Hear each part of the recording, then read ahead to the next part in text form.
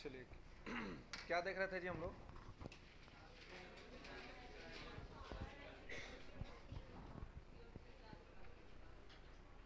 Power and jurisdiction, शक्ति और क्षेत्राधिकार।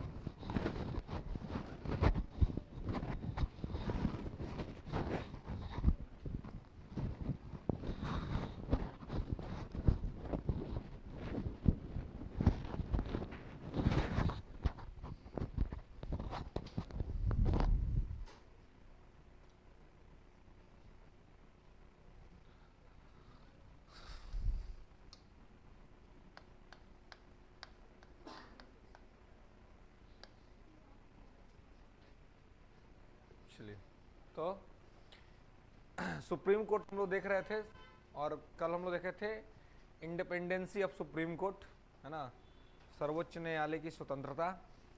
और अभी हम लोग को देखना है powers and jurisdiction of supreme court, है ना, सर्वोच्च न्यायालय की शक्तियां और क्षेत्राधिकार कि क्या क्या शक्तियां हैं और क्या क्या क्षेत्राधिकार हैं इसके। ठीक है, तो जो क्षेत्राधिकार है, न्यायिक क्षेत्राधिकार, उसी को शक्ति में के तौर पर देखा जाता है कि वही सुप्रीम कोर्ट का क्या है, शक्ति है। ठीक है, जो उसका जुरिडिक्शन है उसी को है?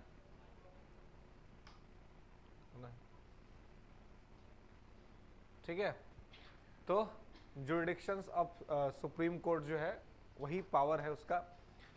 तो उसको हम लोग देखेंगे कि क्या है और किस किस प्रकार के पावर को सुप्रीम कोर्ट जो है सो एंजॉय करता है या कौन कौन से पावर का यूज करता है।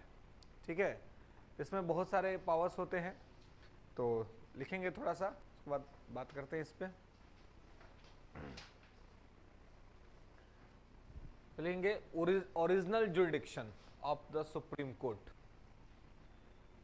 Original jurisdiction of the supreme Court, सर्वोच्च न्यायालय का मूल क्षेत्राधिकार। Original jurisdiction of the supreme court, ठीक है, सर्वोच्च न्यायालय का मूल क्षेत्राधिकार। दूसरा लिखेंगे writ jurisdiction of the supreme court.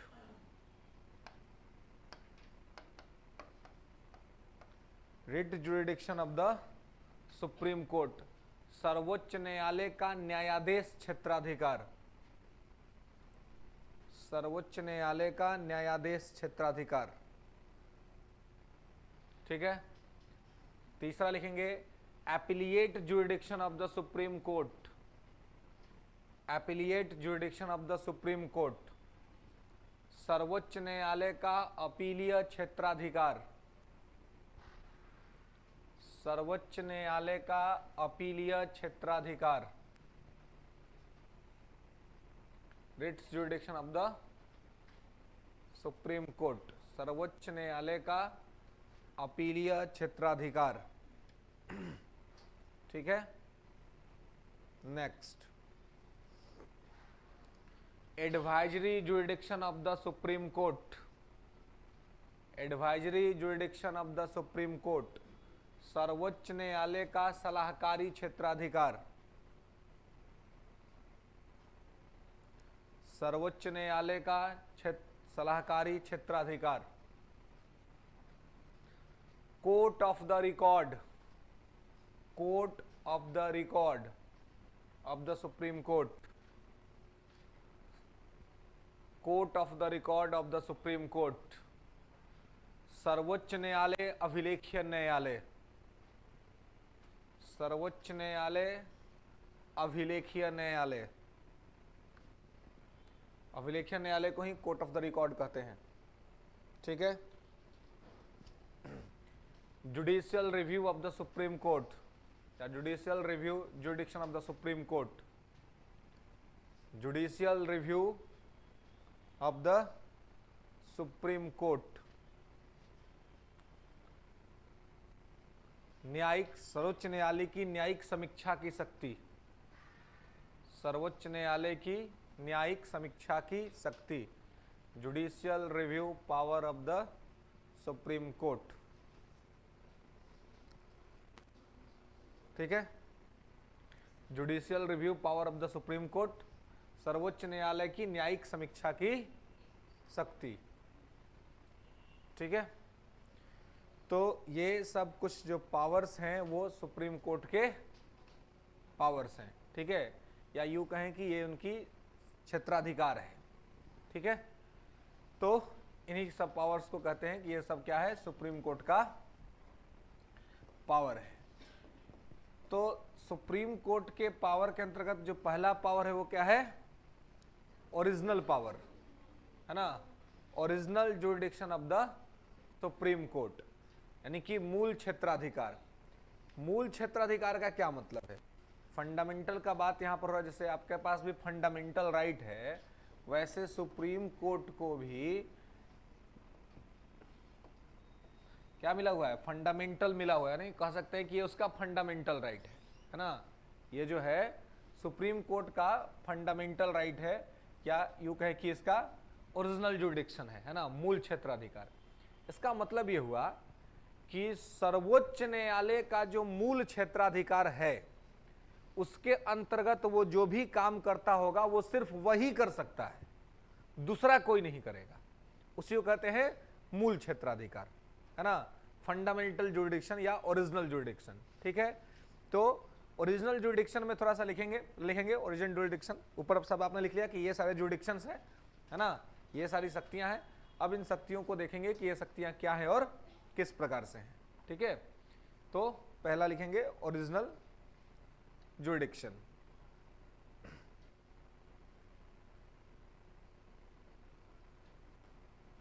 ठीक है,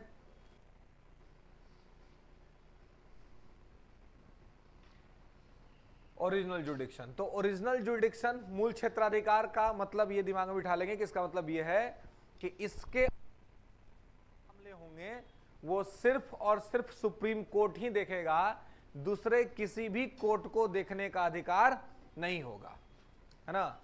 तो ऐसे में कौन कौन से केस सुप्रीम कोर्ट देखता है, तो लिखेंगे पहला centre versus state, centre versus state.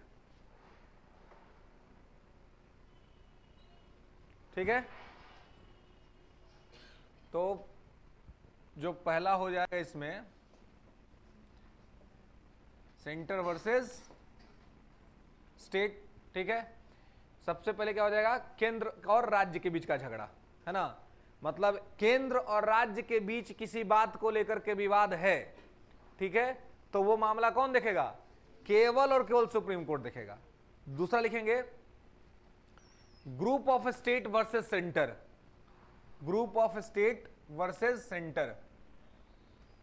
ठीक है, group of states versus centre, राज्यों का समूह और केंद्र।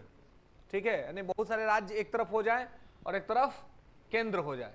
ठीक है, तो सेंटर वर्सेस स्टेट, केंद्र एक राज्य को ही हो और केंद्र है, तो दोनों के बीच में किसी मुद्दे को लेकर के झगड़ा है, तो ये भी सुप्रीम कोर्ट देखेगा।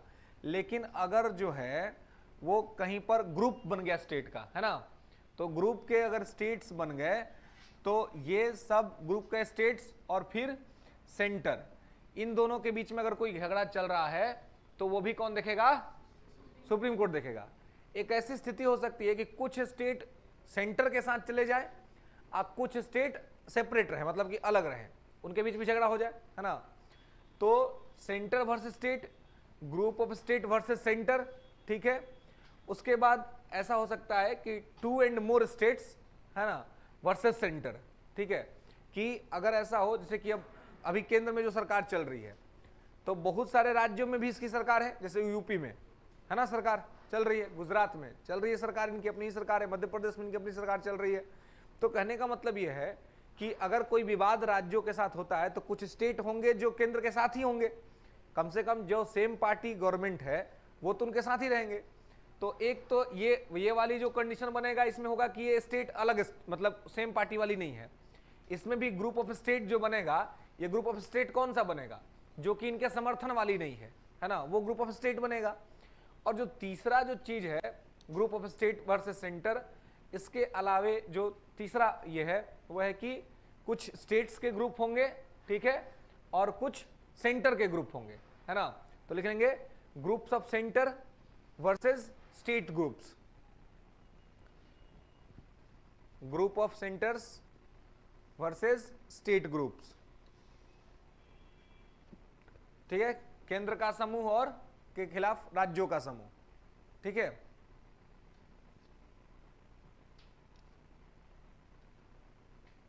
ठीक है, मतलब कुल मिला जुला करके अगर आप ये कह सकते हैं कि सुप्रीम कोर्ट का जो मूल क्षेत्राधिकार है वो केंद्र और राज्यों के बीच का झगड़ा है, ठीक है। केंद्र और राज्य यदि किसी मुद्दे पर आपस में भिड़ गए हैं तो ये सुप्रीम कोर्ट का मूल क्षेत्राधिकार है, ठीक है। ये झगड़ा किसी हाई कोर्ट में नहीं सुना जाएगा या किसी सबऑर्डिनेट कोर्ट में नहीं सुना जाएगा, ये सीधे तौर पर सुप्रीम कोर्ट में सुना जाएगा और इस मामले को सुनने का अधिकार भी केवल सुप्रीम कोर्ट के ही पास है। अगर कोई दूसरा कोर्ट इस तरह के मामले को सुनता है तो सुप्रीम कोर्ट उनके पास से ये मामला अपने पास मंगा लेगा, ठीक है। तो इस चीज को आपको ध्यान रखना है, ओके, कि यहां पर किस प्रकार की परिस्थितियां हैं, ठीक है। तो सुप्रीम कोर्ट फंडामेंटल राइट्स, जो इसका फंडामेंटल या ओरिजिनल जुडिक्शन है उसके अंतर्गत क्या करता है, तो केंद्र और राज्यों के बीच के झगड़े को निपटाया करता है ना। केंद्र वर्सेस स्टेट, ठीक है, ग्रुप ऑफ स्टेट यानी कि राज्यों का समूह वर्सेस केंद्र हो जा, या केंद्र का समूह और राज्यों का समूह, यानी कि केंद्र के सपोर्ट में कुछ स्टेट हो और कुछ स्टेट इसके खिलाफ हो। जैसे कि आप देखते होंगे कि अभी जब 24 में चुनाव होना है तो जहां जहां राज्य में बीजेपी की सरकार नहीं है तो वहां क्या है, वहां अपोजिशन है, तो अपोजिशन वाले स्टेट का अपना ग्रुप बना हुआ है ना। जैसे अभी बिहार में बीजेपी शासन में नहीं है तो जो बिहार की जो सरकार है उनके खिलाफ अपना ग्रुप बना रही है। तो ऐसा, ये तो खैर चुनाव के लिए ग्रुप बन रहा है, लेकिन अगर किसी मुद्दे पर विवाद हो जाता है इन ग्रुप्स का केंद्र के साथ तो ऐसे मामले सिर्फ और सिर्फ सुप्रीम कोर्ट में ही सुने जाएंगे। ओरिजिनल जुडिक्शन या मूल क्षेत्राधिकार का मतलब ही है कि यह केस सुनने का अधिकार केवल सुप्रीम कोर्ट के पास है, दूसरा किसी के पास नहीं है, ठीक है। नेक्स्ट,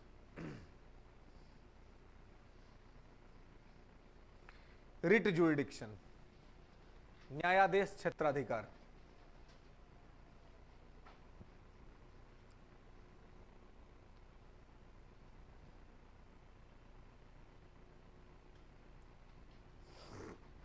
रिट जुडिक्शन, रिट को हिंदी में बोलते हैं न्यायादेश, न्यायपालिका के द्वारा दिया गया आदेश, वही है न्यायादेश।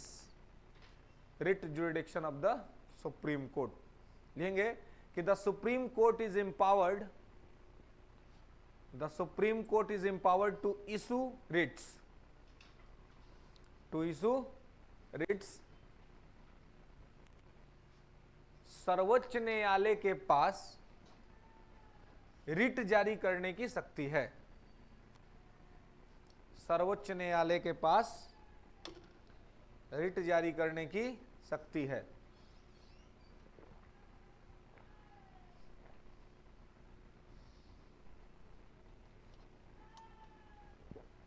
ठीक है, सुप्रीम कोर्ट के पास रिट जारी करने की शक्ति है, जिसके अंतर्गत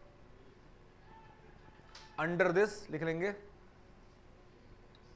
जिसके अंतर्गत habeas corpus, habeas corpus Hindi में लिखेंगे बंदी प्रत्यक्षीकरण, हैबियस, दूसरा मैंडेमस परमादेश, तीसरा प्रोहिबिशन प्रतिषेध, प्रोहिबिशन प्रतिषेध, सर्टियरी, सर्टियरी उत्प्रेषण, उत्प्रेषण, and quo warranto, quo warranto अधिकार परीक्षा, क्यो वारंटो अधिकार परीक्षा। ठीक है, अब देखिए, तो सर्वोच्च न्यायालय के पास रिट जारी करने की शक्ति है और इसके अंतर्गत यह ये 5 प्रकार का रिट जारी करता है ना।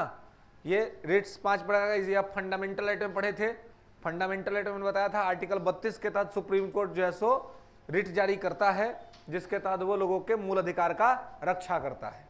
ठीक है, तो उसी प्रकार से इसके पास, सुप्रीम कोर्ट के पास रिट जारी करने का पावर है और ये रिट अपना जो है सो जारी करता है। और ये यहाँ जो रिट जारी इसके माध्यम से किया जाता है ना, जो न्यायाधीश ये जारी करता है वो केवल किस संबंध में करता है? फंडामेंटल राइट के संबंध में, है ना, आपकी मूल अधिकार की रक्षा के लिए। ठीक है, मूल अधिकार के रक्षा के लिए ही ये जारी कर सकता है। ठीक है, दूसरा चीज जो है आपको वो ध्यान रखना है कि यहां पर जो फंडामेंटल राइट है ना, जो मूल अधिकार है रिट्स के अंतर्गत, तो यहां पे आप देखेंगे कि सुप्रीम कोर्ट के पास केवल फंडामेंटल राइट के संबंध में ही रिट जारी करने का शक्ति है। ठीक है, सुप्रीम कोर्ट रिट जारी केवल फंडामेंटल राइट के संबंध में ही कर सकता है, अन्य किसी मामलों में नहीं कर सकता है। ठीक है, दूसरी जो बात है कि हाई कोर्ट के पास यह पावर है कि हाई कोर्ट फंडामेंटल राइट्स के अलावे अन्य मामलों में भी रिट जारी कर दे। ठीक है, तो यहां पर सुप्रीम कोर्ट रिट जारी करके नागरिकों के मूल अधिकार की रक्षा करता है। ठीक है, जिसमें आपने 5 तरह के रिट्स के बारे में देखा कि बंदी प्रत्यक्षीकरण यानी कि हैबियस कॉर्पस है ना, इसी को कहते हैं हिंदी में सशरीर उपस्थित करवाना, है ना। ये कहते हैं कि जब किसी अपराधी को पुलिस पकड़ती है तो पुलिस का काम है कि पुलिस उसको मजिस्ट्रेट के सामने पेश करे, सशरीर उपस्थित करवाए, ये नहीं कि रास्ते में काम खत्म कर दे, है ना। रास्ते में काम खत्म करना ये पुलिस का काम नहीं है, पुलिस को ये काम नहीं करना चाहिए, लेकिन कर देते हैं, है ना। तो कर देते हैं तो सेल्फ डिफेंस का नाम है ना। सेल्फ डिफेंस में तो कर ही देंगे ना। आपको आपके ऊपर कोई पत्थर फेंके, आप क्या करिएगा? आप भी रिटेलिएट करिएगा, है ना। उनके ऊपर तो है क्या, मैंने यही कह रहे कि अरे भाई जो फेंकेगा पत्थर वाले पर पत्थर फेंकिएगा, और जो गोली फेंकेगा उस पर क्या फेंकिएगा? है हाँ, उस पर तो आपको कुछ ऐसा फेंकना पड़ेगा कि आप बच जाए। अब गोली फेंकने वाले के सामने पत्थर फेंकिए तो पत्थर फेंकने से पहले आपका काम खत्म कर देगा, है कि नहीं। अभी आप उठा के करिएगा तब तक आके लग जाएगा, है कि नहीं। तो कहने का मतलब ये है कि मतलब ये नियम नहीं है, पुलिस का काम है पकड़ना और पकड़ करके कोर्ट में ले जाना, यही पुलिस का काम है। लेकिन पुलिस को अगर गोली का सामना करना पड़ेगा तो रिटेलिएट तो पुलिस करेगी, है ना। अगर पुलिस के ऊपर बुलेट आएगा तो पुलिस भी बुलेट मारेगी, है ना, क्योंकि उसको जो दिया हुआ रिवॉल्वर है वो शोभा की वस्तु थोड़ी ना है, क्यों दिया है ना। हाँ? मतलब अब देना ही नहीं चाहिए, अगर नहीं चलाना है तो मत दीजिए। क्यों पुलिस को क्यों हथियार दिए हुए, फिर मत दीजिए, खत्म कर दीजिए। दिया ही इसीलिए गया है कि सेल्फ डिफेंस में यूज करे, किसी को मारने के लिए नहीं दिया गया है, ये भी सत्य बात है। हाँ, मारने के लिए उसको कि जो उस बीमारी से ग्रसित है, अब जिसको कैंसर हुआ है उसको ठीक करने के लिए कीमोथेरेपी तो देना पड़ेगा ना। वो भले ही वो आपको इलाज खराब लगे, इलाज बहुत जटिल लगे, लेकिन बीमार आदमी है, बीमारी है, इलाज तो करना पड़ेगा, है ना। कीमो चढ़ाना पड़ेगा उसको, ठीक हो गया तो ठीक है, नहीं तो फिर मरेगा तो मरेगा, क्योंकि बीमारी ही ऐसी पकड़ी हुई है ना। तो अगर कोई अपराध कर रहा है, कोई क्राइम कर रहा है, तो उसकी तो बीमारी ही खराब है। उस बीमारी का इलाज है कि पुलिस उसको पकड़े, उसको ठीक करे, है ना। तो बहुत सारा बीमारी में बहुत सारा लोग ठीक भी हो जाता है, और बहुत सारा पेशेंट खत्म भी हो सकता है। तो थोड़ा डॉक्टर का क्लिनिक जाकर तोड़ दीजिएगा, है। बहुत सारा केस डॉक्टर के यहाँ खराब होता है कि नहीं होता है, तो जो जाके क्लिनिक तोड़ता है उसका क्या होता है, उसको पकड़ के भी पुलिस बंद कर देती है कि भाई वो प्रयास किया बचाने का, है ना, लेकिन उसमें कुछ बच जाते हैं, कुछ नहीं बचते हैं, है ना। लेकिन देखिए, कहने का मतलब इतना है, ये कोई नहीं कह रहा है और कोई नहीं कहेगा कि एनकाउंटर सही है। एनकाउंटर सही नहीं है, ये नहीं होना चाहिए, पुलिस का काम ये नहीं है।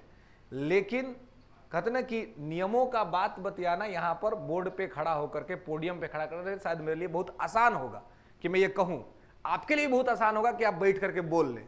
लेकिन जिस दिन भर्ती हो जाएंगे, जिस दिन DYSP बन जाएंगे, कंधे पे स्टार लग जाएगा और जब जाएंगे क्रिमिनल को पकड़ने के लिए, उधर से जब बुलेट आएगा तो आपको भी अपनी माँ याद आएगी, घर में बैठा अपना बच्चा याद आएगा, बहन याद आएगी, और उस समय याद आएगा कि खुद को बचाना है।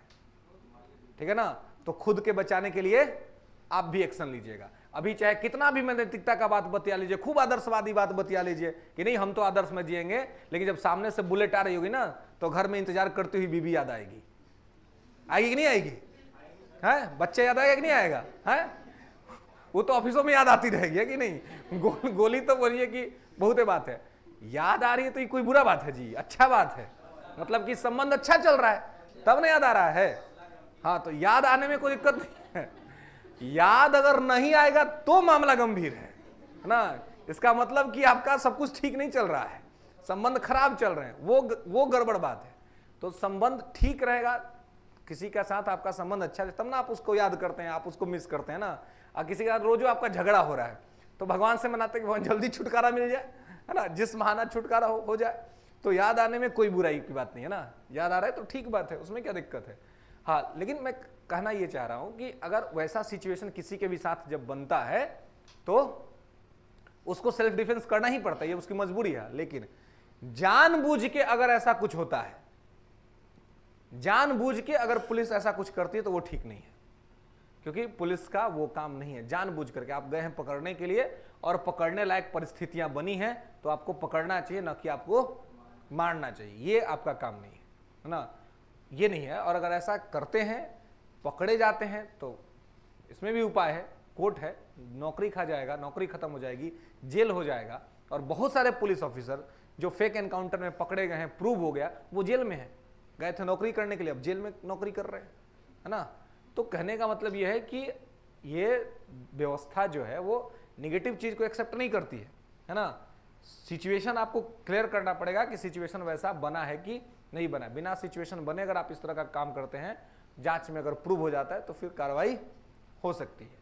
तो ये न्यायाधीश उसी संबंध में आता है कि अगर आपने किसी को पकड़ लिया, पुलिस ने किसी को पकड़ा, तो उसको पकड़ के, उसका पुलिस का काम है पकड़ करके अपराधी को जुडिशियल कस्टडी में दे दे, है ना। कस्टडी दो तरह का होता है, एक पुलिस कस्टडी होता है, एक जुडिशियल कस्टडी होता है। जुडिशियल कस्टडी में आदमी जेल में चला जाता है, तो जेल में चला गया तो सुरक्षित रहता है, क्योंकि जेल में गया तो अब वो जज साहब के कंट्रोल में है, जेल जज साहब के कंट्रोल में होता है। जज के आदेश से आप जेल में जाते हैं, जज के आदेश से आप जेल से निकलते हैं, ठीक है, तो वो उनके कंट्रोल में है। लेकिन कुछ टाइम समय के लिए पुलिस कस्टडी भी लेती है ना, जैसे कि सबूत इकट्ठा करने के लिए, सीन रिक्रिएट करने के लिए। तेलंगाना में रिक्रिएट हो रहा था ना, पहले वो पुलिस जुडिशियल कस्टडी हो गया था, फिर पुलिस वाला सब देखा कि लोग सुधर नहीं रहा है, जाके जज साहब से कहा कि हमको दीजिए तो नहीं, सीन रिक्रिएट करना है, जहाँ पे ये सब अपराध किया था वहाँ सबको लेके जाएंगे। सबको निकाला, रात में लेके गया, 2 बजे रात को लेके गया सीन रिक्रिएट करने के लिए, हो गया कांड वहाँ पर रिक्रिएट करने में। तो कहने का मतलब ये है कि पुलिस जब लेती है अपने पास तो उसको पुलिस कस्टडी कहते हैं, जब जेल में आदमी चला जाता है उसको जो है सो जुडिशियल कस्टडी कहते हैं। तो किसी को पकड़ने के बाद कानून ये कहता है कि उसको पकड़ करके 24 घंटा के अंदर मजिस्ट्रेट के सामने पेश किया जाए, है ना। और अगर किसी को नहीं ऐसा किया गया तो संबंधित व्यक्ति इस मामले में अपील कर सकता है कोर्ट में, और जब कोर्ट में अपील करेगा सुप्रीम कोर्ट में, तो सुप्रीम कोर्ट उसी आदमी के लिए हैबियस कॉर्पस रिलीज कर देगा। हाँ, रिमांड ही पुलिस कस्टडी है। जब रिमांड करता है कि भाई आप हम अपने पास ले जाते हैं, 2 चीज होता है ना, एक आप पढ़े होंगे या सोचे होंगे, एक होता है डिमांड, है ना, एक होता है रिमांड, है ना।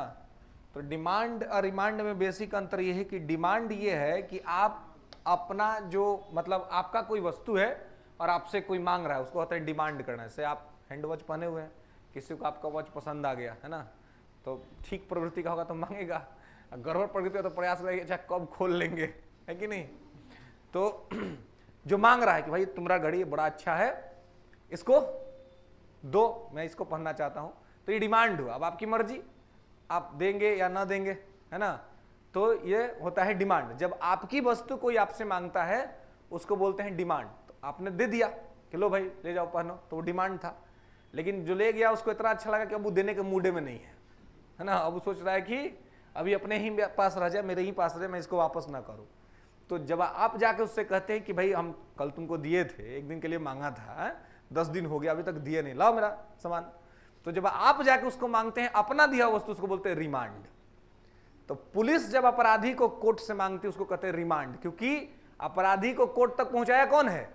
पुलिस, है ना। तो पुलिस नहीं पहुंचाया तभी तो वो जेल में है। तो अपना दिया हुआ चीज पुलिस जब मांगने जाती है तो कहती है कि हमको रिमांड दीजिए, है ना, क्योंकि हम जो परसों पहुंचाए थे उसको हमको दीजिए, रिमांड हुआ। अपना दिया हुआ चीज जब आप मांगते हैं तो रिमांड होता है, जो दूसरा का चीज है वो आप उसको मांग रहे हैं तो वो डिमांड होता है। रिमांड मैक्सिमम 15 दिन का होता है। अभी तक किसी को 15 दिन का रिमांड नहीं मिला है ना। मैक्सिमम रिमांड 14 दिन का अभी तक मिला है। रिमांड में का मतलब हुआ कि पुलिस बढ़िया से स्वागत करती है ना। रिमांड में जब चले जाते हैं तो बढ़िया से स्वागत होता है, पिटाई होता है ना, और हाँ 3rd डिग्री यूज होता है, ठीक है, क्योंकि वहां से सच निकालना होता है ना, कि भाई कैसे हुआ, अपराध किस प्रकार से हुआ, जांच पड़ताल के लिए रिमांड पर पुलिस लेकर के जाती है। तो वहां पर हैबियस कॉर्पस नहीं आएगा, क्योंकि रिमांड तो कोर्ट के आदेश के बाद ही मिलता है। लेकिन जब पुलिस किसी को गिरफ्तार की है और उसको 24 घंटा के अंदर मजिस्ट्रेट के यहाँ पेश नहीं की है, इसका मतलब कि मामला गड़बड़ है, कुछ गड़बड़ हो सकता है। ऐसे में लोग जा सकते हैं कोर्ट, और कोर्ट जब चले जाएंगे तो कोर्ट रिलीज कर देगा हैबियस कॉर्पस, बंदी प्रत्यक्षीकरण, जिसका मतलब होता है सशरीर उपस्थित करवाना। पुलिस को कहेगा कोर्ट कि जिस व्यक्ति को तुमने गिरफ्तार किया है उसको सशरीर उपस्थित करवाओ, उसको हम देखना चाहते हैं कि वो आदमी है भी या नहीं, या फिर उसका काम खत्म कर दिया, है ना। तो इसलिए हैबियस कॉर्पस रिलीज होता है। फंडामेंटल राइट में ये सारी चीजें बताई ही थे, पढ़ाए थे कि वहां पर ये कैसे होता है, ठीक है।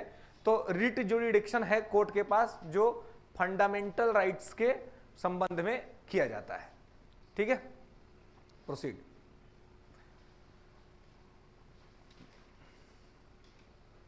नेक्स्ट,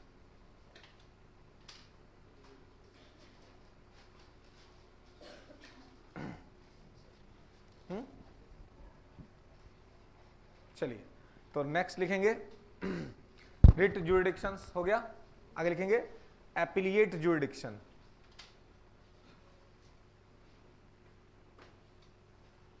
एपिलिएट जुरिडिक्शन मतलब कि अपीलीय क्षेत्राधिकार। लिखेंगे कि द सुप्रीम कोर्ट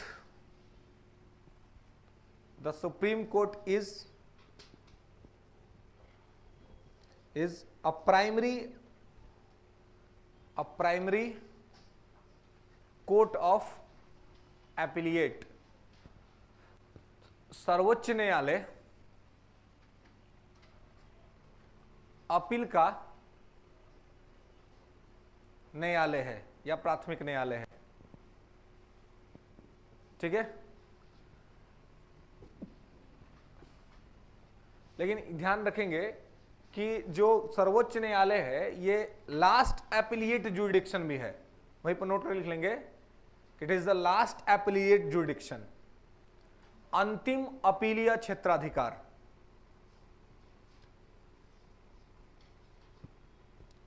अंतिम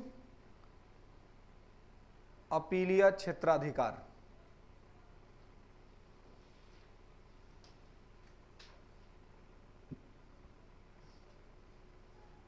ठीक है। अंतिम अपीलीय क्षेत्राधिकार मतलब ये हुआ कि सुप्रीम कोर्ट में अंतिम रूप से अपील आप कब कर सकते हैं, ठीक है ना। कारण यह है कि अब सुप्रीम कोर्ट से बड़ा कोर्ट तो कोई है नहीं हमारे देश में, है ना।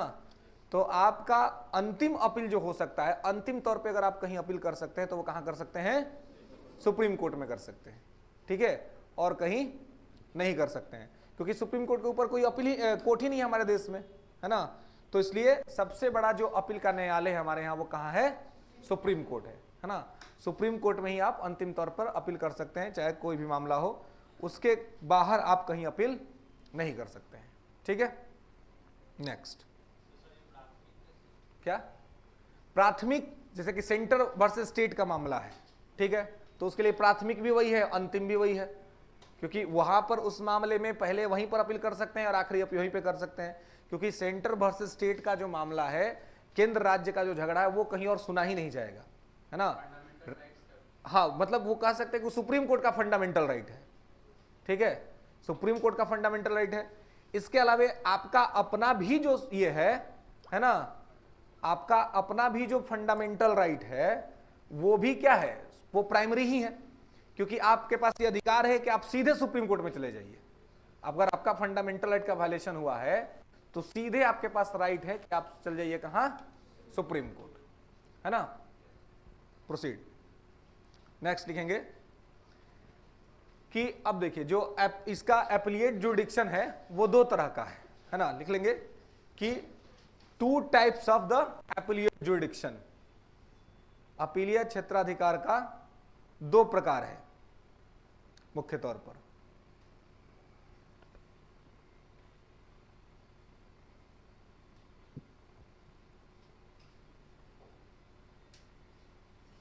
ठीक है, तो दो तरह का है। इस दो तरह में क्या है, तो एक है सिविल और दूसरा है क्रिमिनल। ठीक है, लिख लेंगे सिविल जुरिडिक्शन एंड दूसरा criminal jurisdiction. Civil jurisdiction and criminal jurisdiction.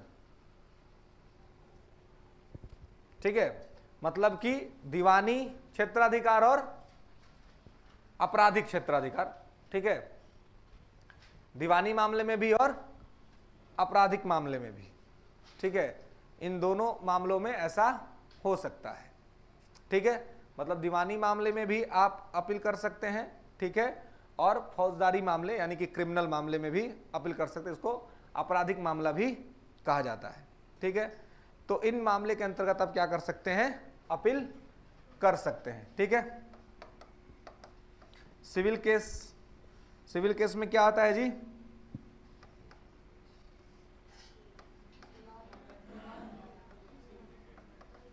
हाँ,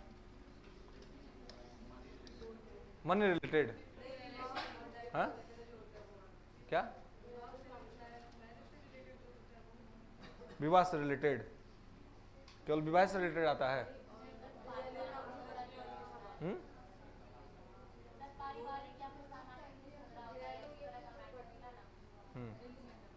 जब आर्टिकल 44 पढ़ाए थे तो वही बताए थे ना जी कि क्रिमिनल केस क्या है और सिविल केस क्या है।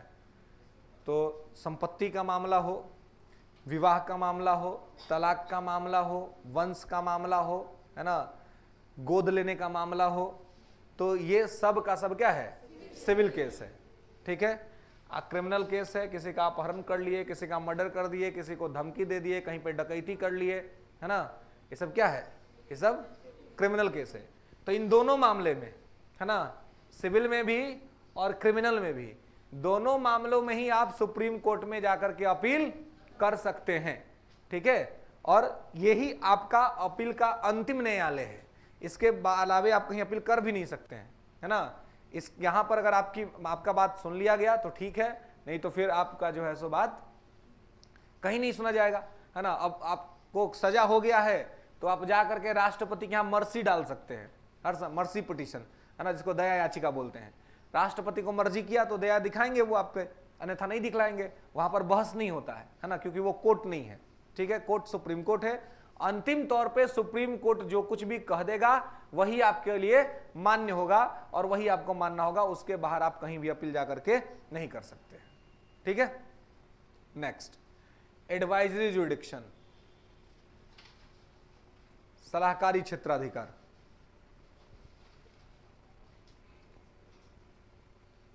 ठीक है, सर्वोच्च न्यायालय का सलाहकारी क्षेत्राधिकार। सर्वोच्च न्यायालय का सलाहकारी क्षेत्राधिकार क्या है, तो लिखेंगे the constitution under article 143, the constitution under article 143 authorise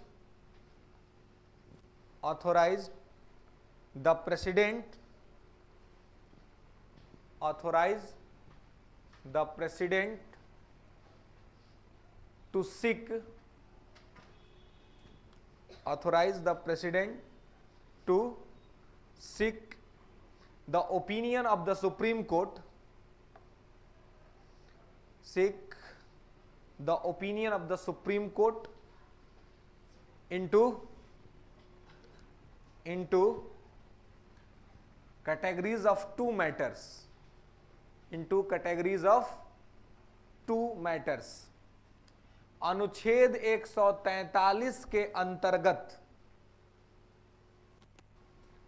अनुच्छेद 143 के अंतर्गत राष्ट्रपति सर्वोच्च न्यायालय से, राष्ट्रपति सर्वोच्च न्यायालय से दो विषयों पर सलाह मांग सकता है, दो विषयों पर सलाह मांग सकता है।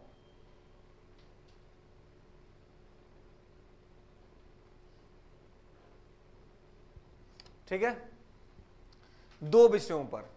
अब देखिए, दो विषयों पर ये जो है वो एडवाइस मांग सकता है, ये जो है वो क्या कर सकता है, तो सलाह मांग सकता है। ये दो विषय जो सलाह मांगने के हो सकते हैं वो क्या हो सकते हैं, तो एक हो सकता है इंटरनल टाइप का, है ना, कि आंतरिक विषय पर मांगा गया हो, ठीक है, और एक हो सकता है एक्सटर्नल टाइप का, जो बाहरी विषयों पर मांगा गया हो। इंटरनल विषय का मतलब यह है कि भारत के अंदर किसी कानून को लेकर के विवाद हो गया हो, है ना, भारत के अंदर किसी कानून पर चर्चा चल रहा हो, उसका कॉन्स्टिट्यूशनल एंगल देखना हो, तो इस संबंध में राष्ट्रपति सलाह मांग सकता है। ठीक है, एक्सटर्नल का मतलब यह है कि भारत सरकार ने बाहर किसी देश से समझौता किया है या कोई ट्रीटी की हुई है, कोई समझौता हुआ है ना, और उसका कुछ कॉन्स्टिट्यूशनल एंगल देखना है। तो बाहर के देशों के साथ संधि, समझौता या कोई डायलॉग हुआ है, उसमें अगर कॉन्स्टिट्यूशन को देखना है, लॉ के मुद्दे को देखना है, तो उस मामले में राष्ट्रपति सलाह मांग सकता है। तो सलाह एक्सटर्नल और इंटरनल दोनों मामलों में मांग सकता है। ठीक है, तो ये जो मांगेगा ये जनरली लॉ के विषय पर मांगेगा, कानून के विषय पर मांगेगा। ठीक है, और एक्सटर्नल में जो मांगेगा वो ट्रीटी या एग्रीमेंट के विषय पर मांगेगा, है ना, संधि या समझौता के विषय पर मांगेगा।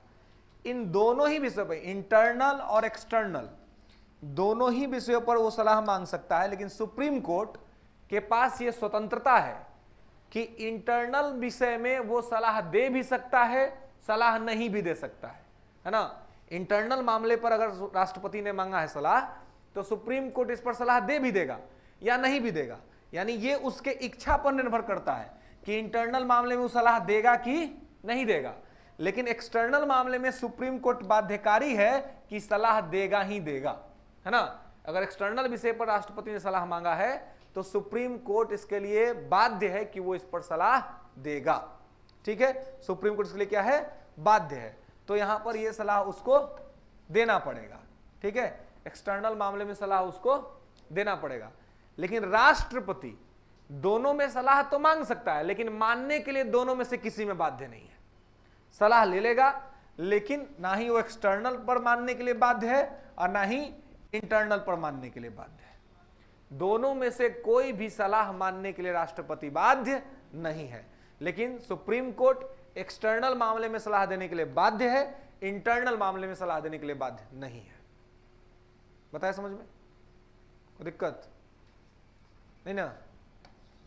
सलाहकारी क्षेत्राधिकार के अंतर्गत अनुच्छेद 143 में सलाहकारी क्षेत्राधिकार का चर्चा है, जिसके तहत राष्ट्रपति जो है वो सर्वोच्च न्यायालय से क्या कर सकता है, सलाह मांग सकता है। ठीक है, क्लियर है, सलाह मांग सकता है और यह सलाह जो है वो बाध्यकारी नहीं है राष्ट्रपति के लिए। ठीक है, राष्ट्रपति मान भी सकता है, नहीं भी मान सकता है, दोनों मामलों पर वो मांग सकता है, इंटरनल एक्सटर्नल दोनों पर। लेकिन कोर्ट ये तय करेगा कि उसको ये देना है कि नहीं देना है। ठीक है, तो कोर्ट केवल इंटरनल पर तय करेगा कि देना है कि नहीं देना है, एक्सटर्नल पर देने के लिए बाध्य है। क्लियर है, कोई दिक्कत एडवाइस जुडिक्शन में? Proceed. Court of record, court of record, अभिलेखीय न्यायालय, कोर्ट ऑफ रिकॉर्ड, अभिलेखीय न्यायालय।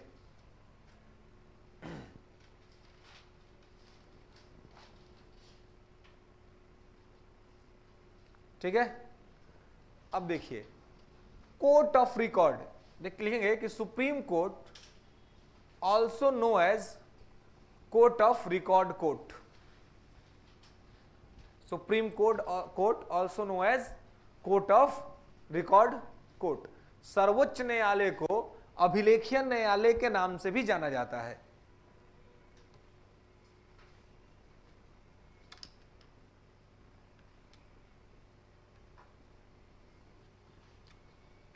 ठीक है,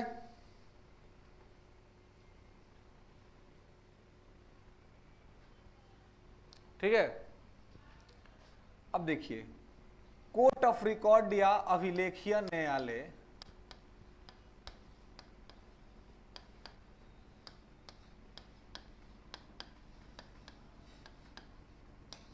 का क्या मतलब है?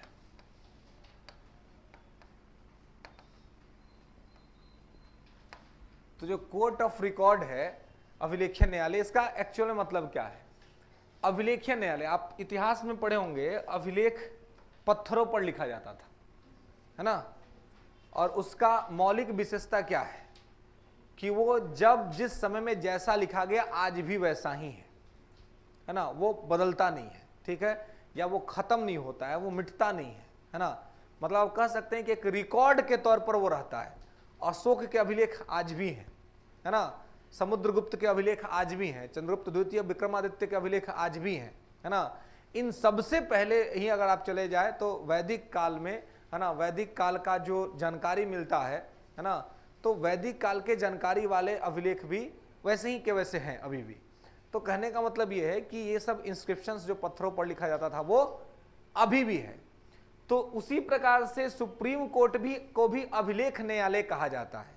इसका रीजन ये है कि अभी तक सुप्रीम कोर्ट ने जितना कुछ काम किया है, जो कुछ भी कहा है किसी मामले के अंदर में, जो कुछ भी फैसला लिया है, उन सभी मामले को, उन सभी फैसले को रिकॉर्ड के तौर पर रखा गया है। आज भी वो एज वेल एज रिकॉर्ड के तौर पे है, स्टार्टिंग से लेकर के अभी तक। और रिकॉर्ड में रखने का फायदा ये होता है कि नीचे की जो अदालतें हैं, सुप्रीम कोर्ट के नीचे की अदालतें, अगर वैसा ही मिलता जुलता कोई मामला उनके सामने आता है तो वो ये देखती हैं कि ऐसे मामले में सुप्रीम कोर्ट ने क्या कहा था या सुप्रीम कोर्ट ने क्या किया था, और फिर वैसा ही वो एक्शन लेती हैं। ठीक है, तो इसलिए इसको कहते हैं कोर्ट ऑफ रिकॉर्ड, है ना। लिख लेंगे कि इसके अंतर्गत इसके पास दो शक्तियां हैं। अभिलेखीय न्यायालय के अंतर्गत इसके पास दो शक्तियां हैं।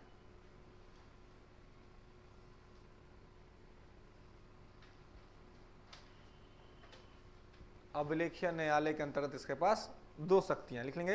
As a court of record the supreme Court has two powers.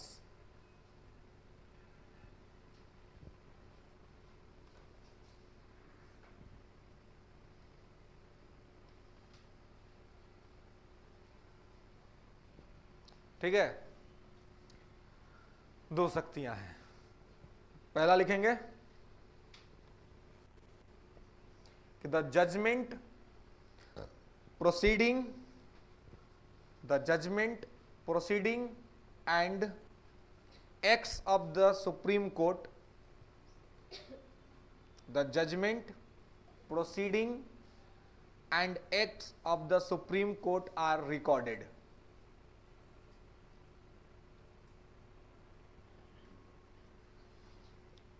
सर्वोच्च न्यायालय का फैसला, उसकी प्रक्रिया और उसका कानून, जो सर्वोच्च न्यायालय बोलता है वही कानून होता है अपने आप में, और उसका कानून रिकॉर्ड के तौर पर रखा जाता है। ये रिकॉर्ड के तौर पर क्यों रखा जाता है? क्योंकि ऐसा ही कोई मामला अगर नीचे की अदालतों में आता है तो नीचे की अदालतें उससे मार्गदर्शन प्राप्त करेंगी कि ऐसे सेम केस में सुप्रीम कोर्ट ने क्या फैसला लिया था, तो वैसे ही वो निचली अदालतें फैसला लेती हैं।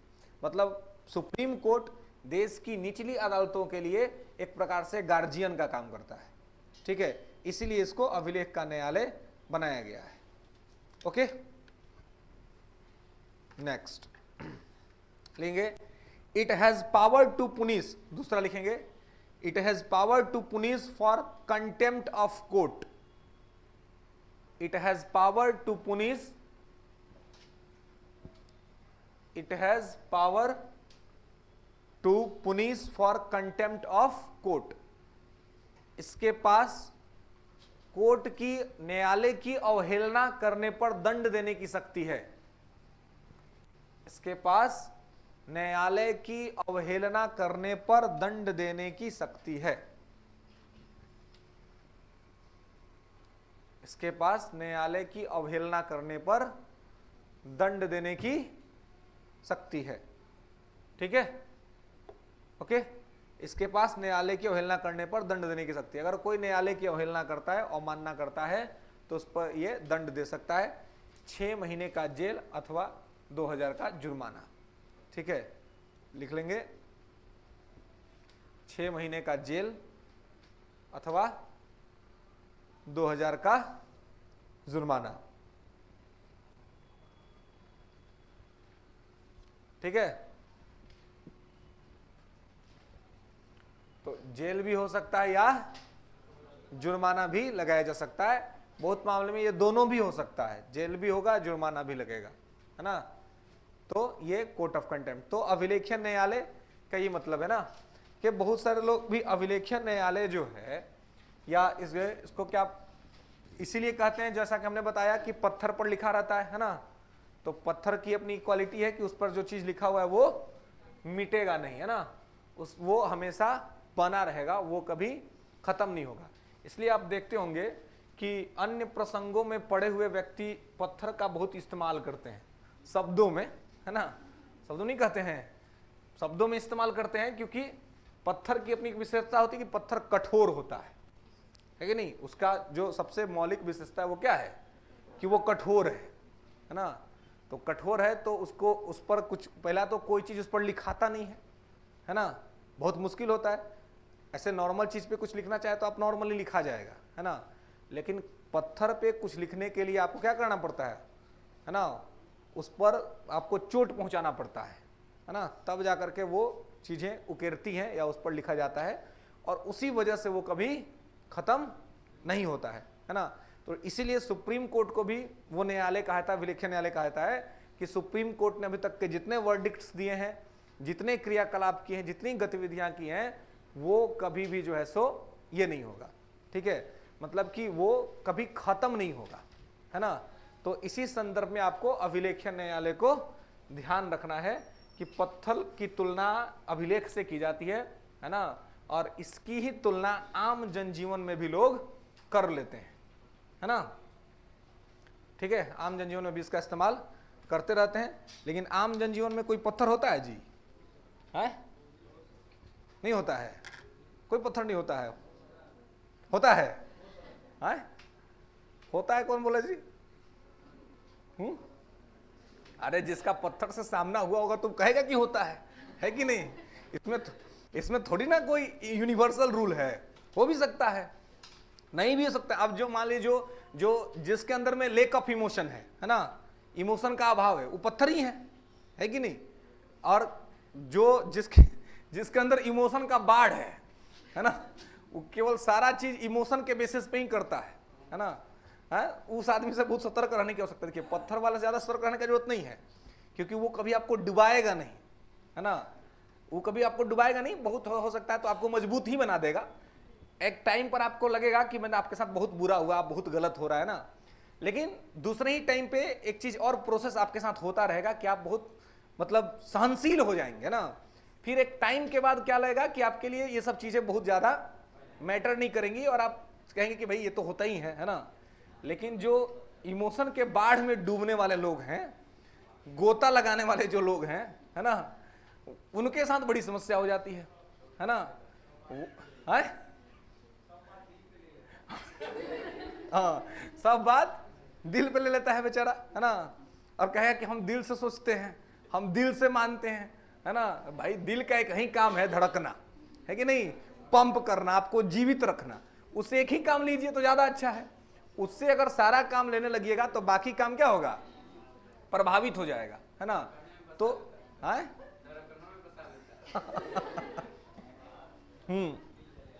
और उसी चक्कर में कैरियर का क्या हो जाता है, है ना, करियर खराब हो जाता है ना। सबसे सबसे हाँ जी,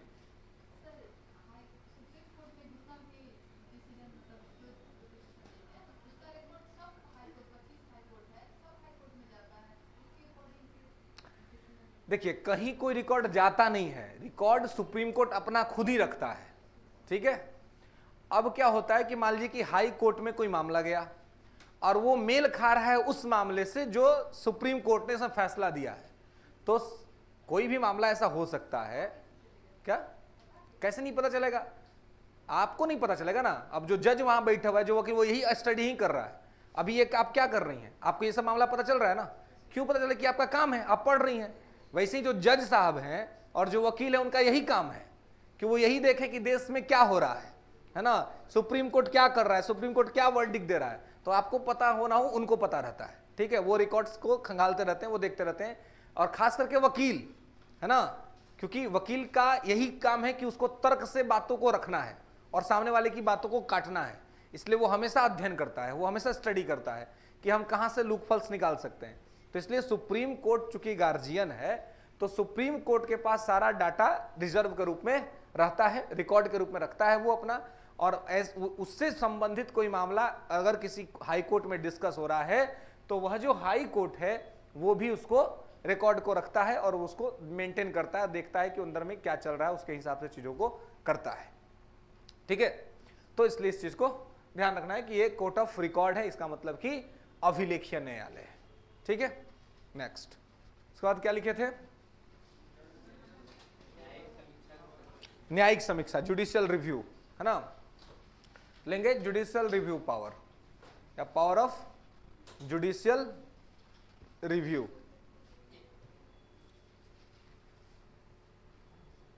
पावर ऑफ जुडिशियल रिव्यू, न्यायिक समीक्षा की शक्ति।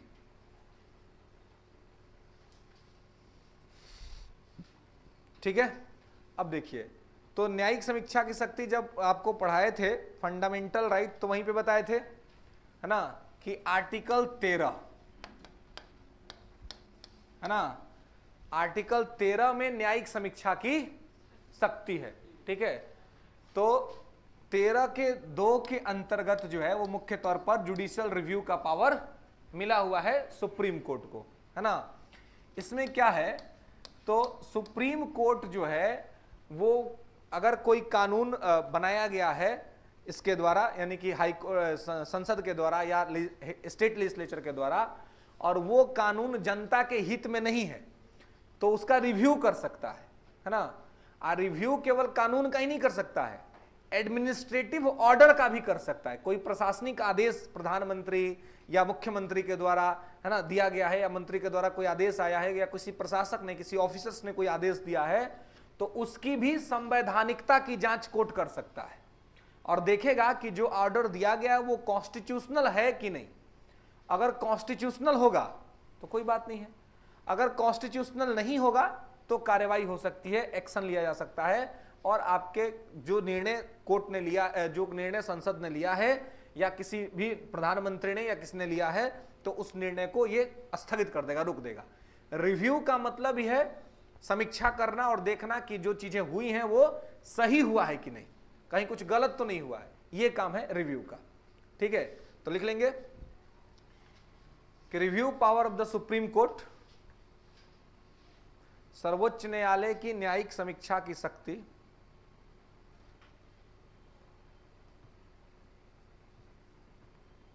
समीक्षा की शक्ति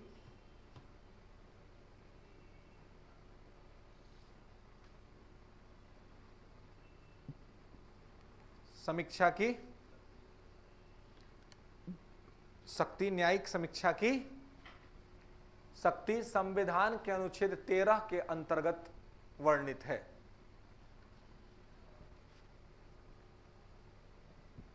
तेरह के अंतर्गत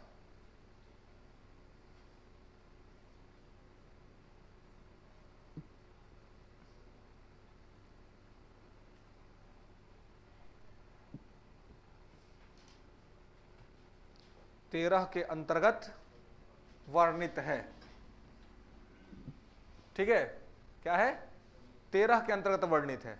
ठीक है, डिस्कस अंडर द आर्टिकल 13। ठीक है, अब देखिए, अब समीक्षा दो तरह का है जी। एक तो है कि इस सरकार के द्वारा जो कानून बना है या सरकार के द्वारा जो एक्ट आया है या जो आदेश आया है ना, तो उसका हो सकता है ना, कि किसी भी एक्ट का ये क्या कर सकता है, रिव्यू कर सकता है, यानी कि कानून की समीक्षा कर सकता है। इसी के साथ साथ ऑर्डर का भी समीक्षा कर सकता है ना, ऑर्डर का भी रिव्यू कर सकता है। अगर कोई ऑर्डर सरकार ने दिया है, वो ऑर्डर संवैधानिक है कि नहीं, उसकी भी समीक्षा कर सकता है। ठीक है, तो ऑर्डर और एक्ट दोनों का रिव्यू होता है। एक रिव्यू होता है कि ये अपना स्वयं का रिव्यू करता है कि ये कोई निर्णय दिया है, कोई आदेश दिया है, और उसको लगता है बाद में कि नहीं ये निर्णय ठीक नहीं है, तो उसकी भी समीक्षा कर लेता है। तो इसलिए आप देखेंगे कि सुप्रीम कोर्ट किसी मामले में कुछ कहता है और फिर किसी मामले में कुछ कहता है। यह सुप्रीम कोर्ट के पास अधिकार है कि वो अपनी भी निर्णय की समीक्षा कर सकता है ना। आज अगर सुप्रीम कोर्ट कुछ कह रहा है तो जरूरी नहीं है कि 10 दिन बाद भी वही बात कहेगा, हो सकता है 10 दिन बाद पलट जाए और दूसरा बात कहे और उसको फिर मानना पड़ेगा। अगर सोचिए यही काम अगर कोई आदमी करे तो क्या होगा जी। अगर कोई व्यक्ति करे हर 10 दिन 12 दिन बाद जो है अपना स्टेटमेंट बदलते रहे, तो लोग क्या कहेगा, इसकी कोई ऑथेंटिसिटी नहीं है ना, विश्वास करने लायक नहीं है ना। तो अगर ऐसा कोई कहता है तो देखिए, निर्णय तो अपने सुविधा और समय के हिसाब से बदलते ही रहते हैं, है ना, लेकिन आम जनजीवन में ऐसा कम होता है ना। लेकिन अगर आप कभी ऐसा कर दे, कभी ऐसा आपके साथ हो जाए कि आपने जो कल कहा था जो नहीं कर पा रहे हैं, तो आप अपने प्रोटेक्शन में सुप्रीम कोर्ट को खड़ा कर सकते हैं कि भाई मेरा क्या है, देश के संविधान में स्थापित इतनी बड़ी संस्था के पास रिव्यू का अधिकार है, तो मेरे पास क्यों नहीं होना चाहिए, है ना। तो मैंने भी रिव्यू ले लिया, है ना, मुझे भी लगा कल जो मुझे अच्छा लगता था आज बुरा लग रहा है कि नहीं। रिव्यू तभी होता है ना जी। अब 1967 के गोलकनाथ केस में सुप्रीम कोर्ट ने कहा कि 13 का जो आर्टिकल 13 है उसके अंदर जो कानून की परिभाषा है, उस कानून की परिभाषा के अंतर्गत संविधान संशोधन अधिनियम जो है वो नहीं आता है ना। तो नहीं आता, इसका मतलब ये हुआ कि संविधान संशोधन करके आप जो है उसको नहीं ये कर सकते हैं। फिर केशवानंद भारती केस में फैसला बदल दिया, 1973 में अपना फैसला चेंज कर दिया। 1973 में कह दिया कि नहीं आता है, और जो कोर्ट है वो जो है सो अपना जो संसद है वो संविधान में संशोधन कर सकती है ना।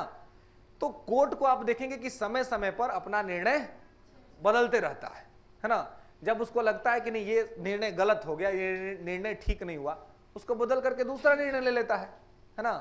तो कहने का मतलब ये है कि इस प्रकार की चीजें वहां पर चलते रहती हैं।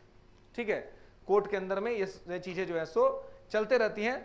तो जब वो सरकार के द्वारा बनाए गए कानून या आदेश की समीक्षा करता है तो 13 के तहत करता है, लेकिन जब अपने स्वयं की समीक्षा करता है तो आर्टिकल 137 के तहत करता है। ठीक है, 137 के तहत सुप्रीम कोर्ट अपने निर्णय की समीक्षा करता है, और 13 के तहत सरकार के द्वारा बनाए गए कानून या सरकार के द्वारा दिए गए आदेश की समीक्षा करता है। क्लियर है, समझ में बात कि ये समीक्षा इस प्रकार से होती है। ठीक है ना।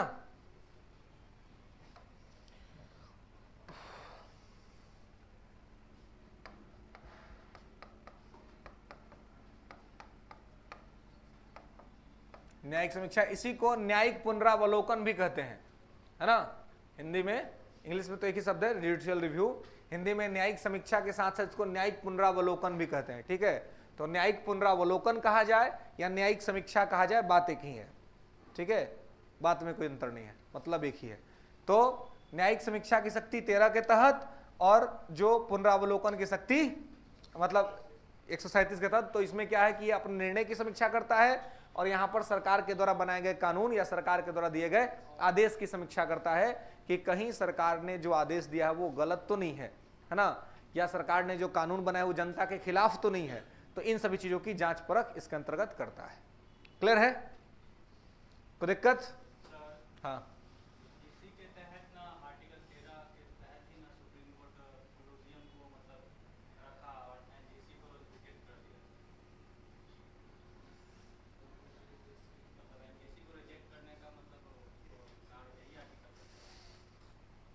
एनजेएससी को उसने कहा कि ये बेसिक स्ट्रक्चर का वायलेशन है, मूल संरचना का उल्लंघन है ना। और जो बेसिक स्ट्रक्चर का कंसेप्ट है वो संविधान में नहीं लिखा हुआ है, संविधान में कहीं नहीं है। केशवानंद भारती केस में सुप्रीम कोर्ट ने खुद ही स्थापित किया है। सुप्रीम कोर्ट ने कहा कि ये जो कानून है वो मूल संरचना का उल्लंघन करता है, ठीक है। हाँ, तेरा समीक्षा का अधिकार है, तो कानून संसद ने कानून बनाया तो समीक्षा कर लिया, यही बोला जा रहा है ना कि समीक्षा का काम है। समीक्षा किया, समीक्षा में उनको लगा कि ये बेसिक स्ट्रक्चर का वायलेशन है तो उन्होंने उसको इनवैलिड डिक्लेयर कर दिया।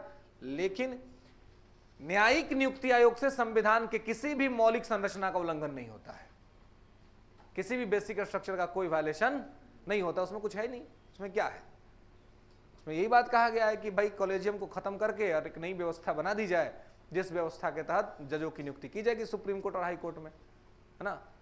तो एक प्रकार का डेमोक्रेटिक व्यवस्था करने का काम किया गया है, तो उससे वायलेशन कैसे हो गया बेसिक स्ट्रक्चर का। तो दिक्कत यह है कि सुप्रीम कोर्ट ने अभी तक क्लासिफाइड नहीं किया है कि बेसिक स्ट्रक्चर में कौन कौन सी चीजें आएंगी। तो जब सुप्रीम कोर्ट को जो केस सामने आता है उसमें वो फैसला दे देता है कि ये बेसिक स्ट्रक्चर है। तो बहुत बार बेसिक स्ट्रक्चर के कंसेप्ट से फायदा हुआ है, इसमें कोई दो राय नहीं है। बेसिक स्ट्रक्चर के कंसेप्ट के वजह से संविधान की बहुत बार रक्षा हुई है ना। सरकार के तनाशाह होने से रोका गया है और संविधान में अनावश्यक परिवर्तन भी रुका है। लेकिन बहुत बार ऐसा भी हुआ है कि इसी बेसिक स्ट्रक्चर के छांव में, इसी बेसिक स्ट्रक्चर कंसेप्ट के आड़ में सुप्रीम कोर्ट ने अपना भी रक्षा कर लिया है, जैसे कि एनजेएससी मामला, जिसमें सुप्रीम कोर्ट ने खुद का भी रक्षा किया है ना। तो वही बात है कि घर में लाठी रहेगी तो केवल सांप ही थोड़ी मरेगा, घर का सदस्य भी पीटा जाएगा कभी ना कभी, है कि नहीं। सांप रोज रोज थोड़ी निकलेगा, सांप तो कभी कभी निकलेगा, लेकिन घर में तो कोई हमेशा बगद जाएगा, तो जो बगदा हुआ रहेगा उस पर तो लाठी चलेगी, है ना। तो लाठी का इस्तेमाल समय परिवेश परिस्थिति के हिसाब से होता है। तो ठीक उसी प्रकार से कॉलेजियम जो संस्था है या बेसिक स्ट्रक्चर जो शब्द है, जो कंसेप्ट है, उससे बहुत बार सुप्रीम कोर्ट ने देश की संविधान की रक्षा की है, इसको अस्वीकार नहीं किया सकता है। लेकिन यह भी मानना पड़ेगा, यह भी उतना ही सत्य है कि इसी के माध्यम से सुप्रीम कोर्ट ने बहुत बार स्वयं की भी रक्षा की है ना। तो ये उस प्रकार से चल रहा है। एनजेएससी में किसी प्रकार का कोई बेसिक स्ट्रक्चर का वायलेशन तो नहीं हो रहा था, क्योंकि जो संविधान में ही नहीं, उससे बेसिक स्ट्रक्चर का वायलेशन कैसे हो गया, है ना। जो संविधान में रहे वो ना मूल संरचना का पार्ट है, जो संविधान में ही नहीं है ना, वो मूल संरचना कैसे हुआ। इवन खुद कॉलेजियम का संविधान में कहाँ कोई चर्चा है, कोई चर्चा नहीं कहीं संविधान में, किसी अनुच्छेद में नहीं लिखा हुआ है किसी प्रकार से कि ये आर्टिकल है या इसके माध्यम से किया जाएगा, है ना। ये अपने से जजों के द्वारा बनाई गई प्रक्रिया है ना। तो ये इस प्रक्रिया को परंपरा के तौर पर पालन किया जाता है, ठीक है। ये नहीं, ठीक है। और नियुक्ति की प्रक्रिया में कहीं सर भी किसी भी दूसरे व्यक्ति का इन्वॉल्वमेंट नहीं है, केवल सिंबॉलिक तौर पे राष्ट्रपति का इन्वॉल्वमेंट है, केवल सिंबॉलिक तौर पर कि नाम गया और राष्ट्रपति महोदय को अपॉइंट कर देना है, और कोई किसी प्रकार का कोई ये नहीं है। राष्ट्रपति चाहे कि अपने मर्जी से, प्रधानमंत्री चाहे कि अपनी मर्जी से किसी को नियुक्त कर दे, तो ये उनका चलने वाला नहीं है, ये काम वो इसमें नहीं कर सकते। हाँ,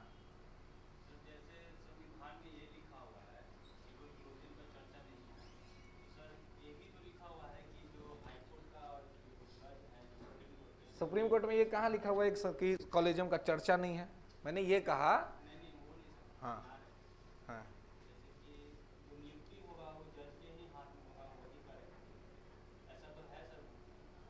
कहाँ बुक में लिखा हुआ है कि जज ही नियुक्ति करेगा, बता दिखा दीजिए कौन सा बुक है, कौन सा बुक में लिखा हुआ है। फैक्ट गलत बात है, एकदम गलत फैक्ट है, ये सब ना गलत पढ़िए ना गलत सुनिए, एकदम लेके आइएगा। एमएलए तो कम से कम 7 बार पढ़े होंगे हम, 3 बार पढ़े हैं डीडी बसु को, 2 बार पढ़े सुभाष कश्यप को। कहीं नहीं लिखा है कि, कहीं भी नहीं लिखा है कि जज नियुक्ति करेगा, कहीं नहीं लिखा है, कहीं नहीं लिखा है, ठीक है ना। ये सब सुना सुनाई बात पर मत विश्वास करिएगा ना।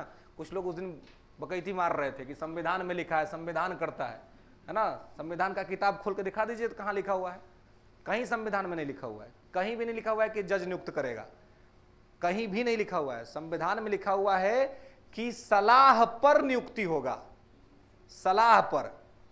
संविधान में ये लिखा हुआ है आर्टिकल 124(1), 124(2) के अंतर्गत कि सुप्रीम कोर्ट सलाह देगा और इनके सलाह पर राष्ट्रपति नियुक्ति करेगा, है ना, सलाह देगा। ये कहीं नहीं लिखा हुआ है कि जज नियुक्त करेगा। क्या लिखा हुआ है कि सलाह देगा। और तभी केस हुआ, फर्स्ट जुडिशियल केस इसी मामले पर हुआ कि सलाह बाध्यकारी है कि नहीं है 1982 में। और फर्स्ट जुडिशियल केस में कोर्ट ने खुद कहा कि सलाह बाध्यकारी नहीं, विचारों का आदान प्रदान है। और फिर उसी कोर्ट ने 1992 में कहा कि सलाह बाध्यकारी है, और उसी के बाद से ये सलाह बाध्यकारी बन गया और कॉलेजियम नामक व्यवस्था स्थापित हो गई। ठीक है ना।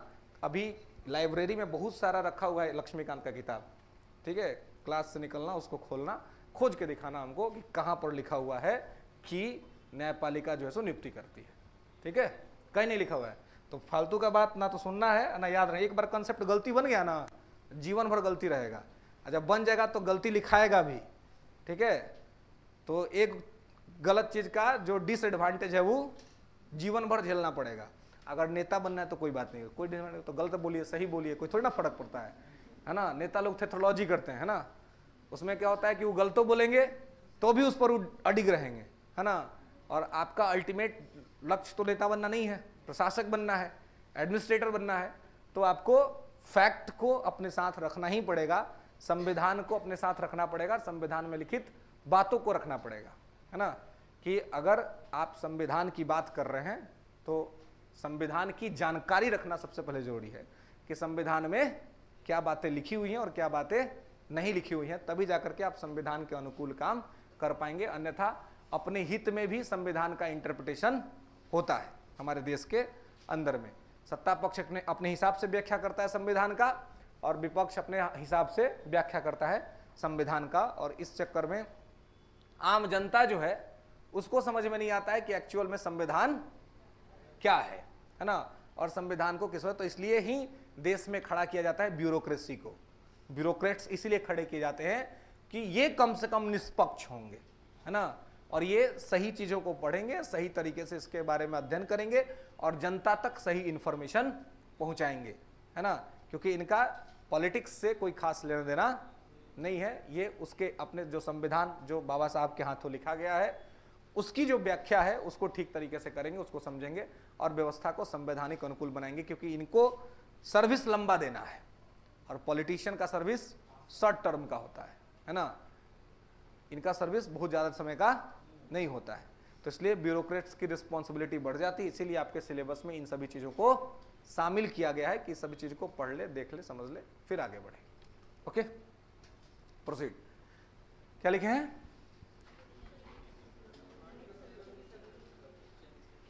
रिव्यू हो गया। तो ये यहीं तक था, रिव्यू तक ही था ना, और कोई पॉइंट्स था? अब नहीं होगा कोई पॉइंट, ठीक है। तो ये सारे पॉइंट्स हैं जो आप सुप्रीम कोर्ट के जुडिशियल जो इसका पावर है या फिर जो इसका जुडिक्शन है, जो इसका क्षेत्राधिकार है, उन सभी चीजों को इसके अंदर में वर्णित करने का प्रयास किया गया है, उसको डिस्क्राइब करने का प्रयास यहां पर किया गया है। ओके, क्लियर है यहां तक में? कोई दिक्कत, कोई समस्या? तो ये सुप्रीम कोर्ट के अंतर्गत जो है, अब कुछ चीजों को थोड़ा समझ लीजिए। कुछ कुछ नाम आता है सुप्रीम कोर्ट में, है ना। जैसे कि कभी कभी सुनते होंगे सेवानिवृत्त न्यायाधीश, है ना, रिटायर्ड जज, ठीक है। इसके अलावा तदर्थ न्यायाधीश, एडहॉक जज, है ना। तदर्थ का मतलब होता है अस्थायी, ठीक है। तो सेवानिवृत्त न्यायाधीश या तदर्थ न्यायाधीश, है ना। सेवानिवृत्त न्यायाधीश बोले तो रिटायर्ड जज, है ना,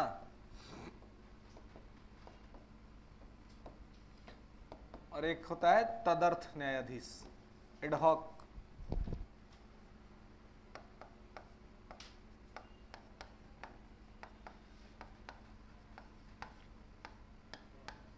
ठीक है, और एक होता है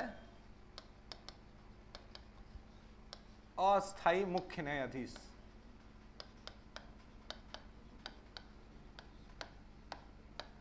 यानी कि temporary CGI, chief justice of India, ठीक है। देखिए इन तीनों का चर्चा संविधान में मिलता है ना। अस्थायी मुख्य न्यायाधीश यानी कि जो टेम्पररी सीजीआई है, इसको तो तब अपॉइंट कहता है जब परमानेंट सीजीआई जो है वो छुट्टी पर हो या उसका तबीयत खराब हो, है ना, या यूं कहें कि काम करने में असमर्थ ना हो, कोई दिक्कत आ गई हो, तो ऐसी स्थिति में राष्ट्रपति क्या करते हैं, सुप्रीम कोर्ट का ही कोई जो इनके बाद जो सीनियर मोस्ट जज होता है, उस सीनियर मोस्ट जज को क्या करते हैं, अस्थायी मुख्य न्यायाधीश के पद पर नियुक्त कर देते हैं। ठीक है, कि जब तक वो परमानेंट आदमी नहीं आ जाता है तब तक ये अस्थायी मुख्य न्यायाधीश उसका काम करेगा या उस चीज को संभालेगा। ठीक है, इसके अलावा सेवानिवृत्त न्यायाधीश की चर्चा है, रिटायर्ड जज। होता है क्या है कि कैसे कभी कभी सुप्रीम कोर्ट में बहुत काम बढ़ गया है ना, और उतने जज नहीं है कि काम हो पाए, तो ऐसे में क्या हो सकता है कि जो रिटायर्ड जज हैं उनकी मर्जी से उनसे पूछा जाएगा कि क्या आप काम करने को इच्छुक हैं, तो अगर वो काम करने को तैयार होंगे तो राष्ट्रपति से परामर्श के बाद जो रिटायर्ड जज हैं उनको भी सुप्रीम कोर्ट में कुछ समय के लिए फिर से बुलाया जाएगा और बुला करके काम कराया जाएगा। फिर जैसे ही वर्कलोड खत्म होगा फिर इनकी छुट्टी कर दी जाएगी, है ना।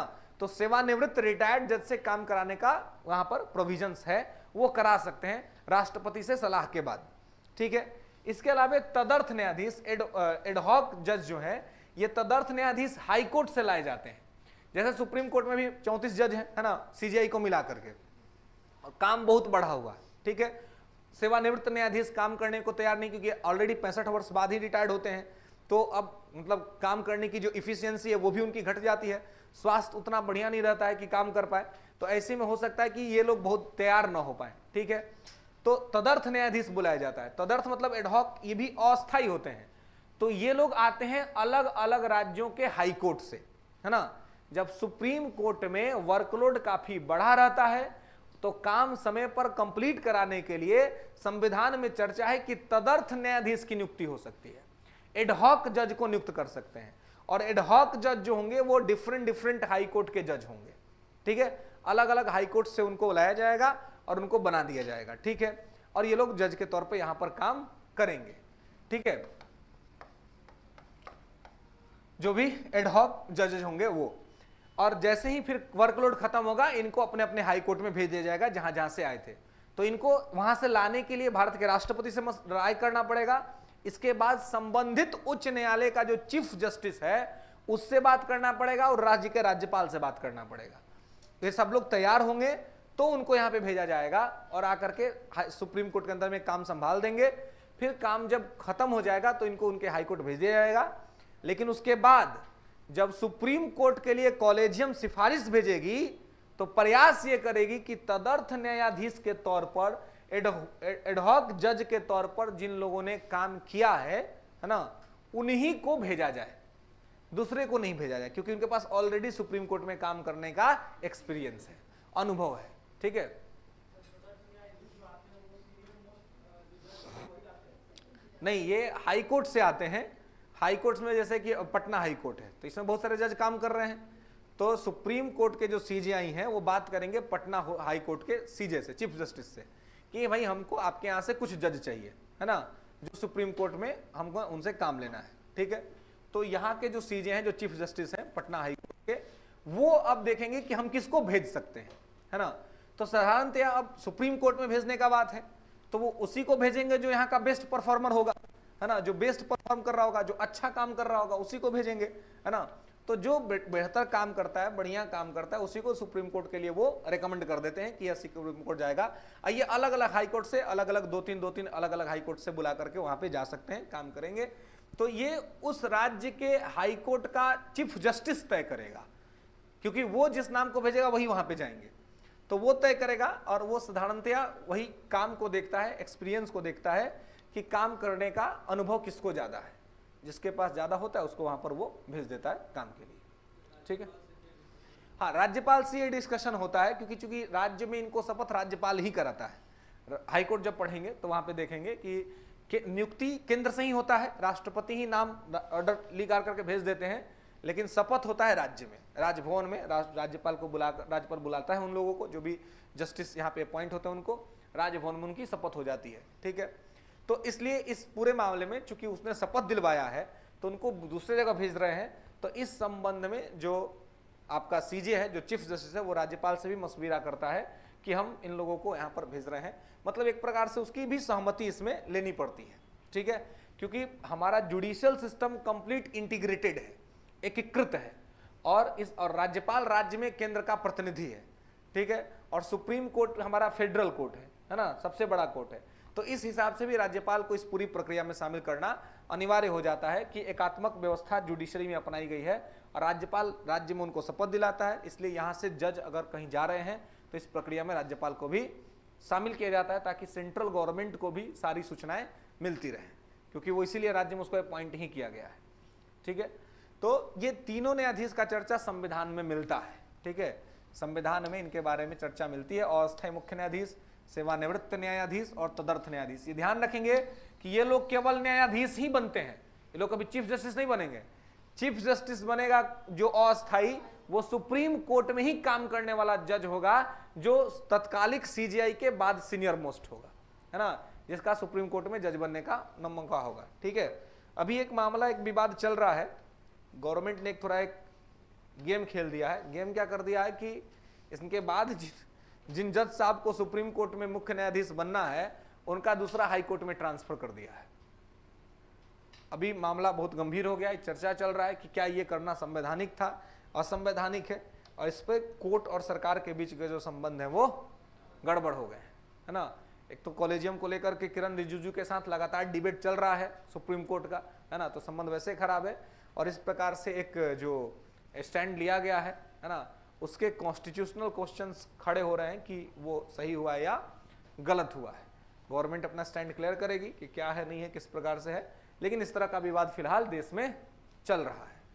तो ये तीनों जज की चर्चा संविधान में है। ठीक है, संविधान में इनके बारे में चर्चा है, इनको रखा गया है, इसलिए इनको ध्यान रखेंगे। इस तरह की पद की चर्चा अगर मिलती है कभी क्वेश्चन में, तो ध्यान रखें कि ये सब कॉन्स्टिट्यूशनल पोस्ट ही है, कॉन्स्टिट्यूशन में इनके बारे में चर्चा किया गया है। और ये तीनों ही पद बनाए गए हैं आकस्मिक परिस्थितियों के लिए, इमरजेंसी कंडीशन के लिए, कि जब कोई काम करने के लिए नहीं रहेगा, तब इन लोगों को अपॉइंट करके काम इनसे कराया जाएगा। ठीक है,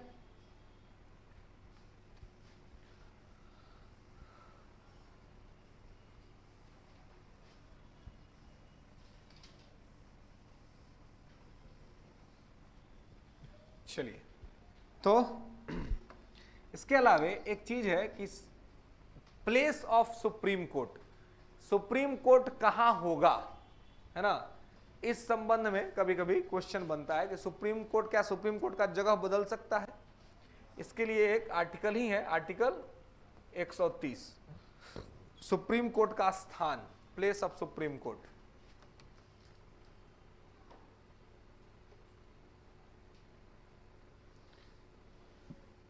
सुप्रीम कोर्ट का स्थान निश्चित कर दिया गया है कि सुप्रीम कोर्ट जब भी होगा वो कहां होगा, दिल्ली में होगा।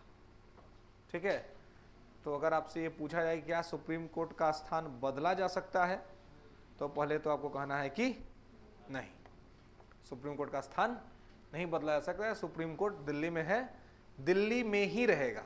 ठीक है, लेकिन अगर कोई आकस्मिक परिस्थिति बन गई, इमरजेंसी सिचुएशन अगर आ गया, अब मान लीजिए दिल्ली में भूकंप आ गया, बहुत बड़े स्तर पर 7.9 की तीव्रता से आ गया, है ना, तो क्या करेगा, मामला सब गंभीर कर देगा, है ना, सारे बिल्डिंग सब गिर जाएंगे, ढह जाएंगे, बर्बाद हो जाएंगे, खत्म हो जाएंगे, है ना। तो ऐसे में अब वहां पर प्रोसीडिंग कर पाना पॉसिबल होगा, नहीं होगा। तो ऐसे में क्या करना पड़ेगा, उसको ट्रांसफर करना पड़ेगा।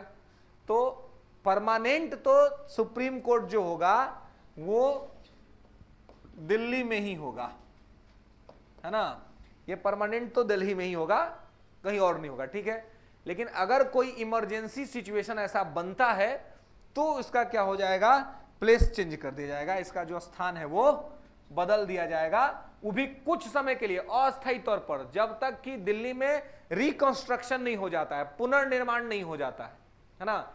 जैसे ही व्यवस्था ठीक हो जाएगी दिल्ली की, पुनः ये जहां रहेगा वहां से दिल्ली में आ जाएगा। ठीक है, और ये इसको जो अलग जगह पर ट्रांसफर किया जाएगा भी राष्ट्रपति से पूछ के किया जाएगा, राष्ट्रपति के मर्जी से किया जाएगा कि क्या हम कुछ समय के लिए इसको दूसरी जगह पे कर सकते हैं। अगर राष्ट्रपति कहते हैं कि हाँ ठीक है, कुछ दिन के लिए कर लीजिए, तो कुछ दिन के लिए ही अस्थायी तौर पर ही जो है वो क्या किया जाएगा, तो ये बाहर में अपॉइंट किया जाएगा। ठीक है, अन्यथा ये हमेशा परमानेंट दिल्ली में ही रहेगा, दिल्ली से बाहर ये नहीं जाएगा। ठीक है, तो ये कुछ आपको महत्वपूर्ण बातें थी सुप्रीम कोर्ट से रिलेटेड, ठीक है, जो आपको ध्यान रखना है कि क्या था और किस प्रकार से था, ठीक है। इसके साथ ही एक पद है जो यहाँ पे है, वो है कैग, है ना। इसके बाद जो है वो स्टार्ट होता है कैग, CAG, है ना, comptroller and auditor general of India, ठीक है, नियंत्रक एवं महालेखा परीक्षक।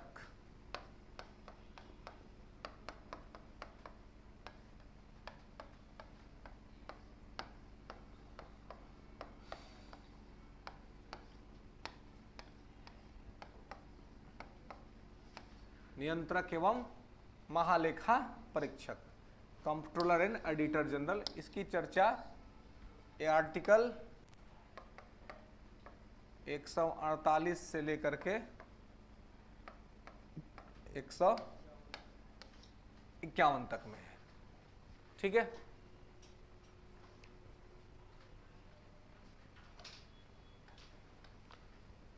CAG comptroller and auditor general, नियंत्रक एवं महालेखा परीक्षक, ठीक है। अब ये कैग क्या होता है, किस प्रकार से होता है, कैसे काम करता है, इसको देखेंगे नेक्स्ट क्लास में, ठीक है।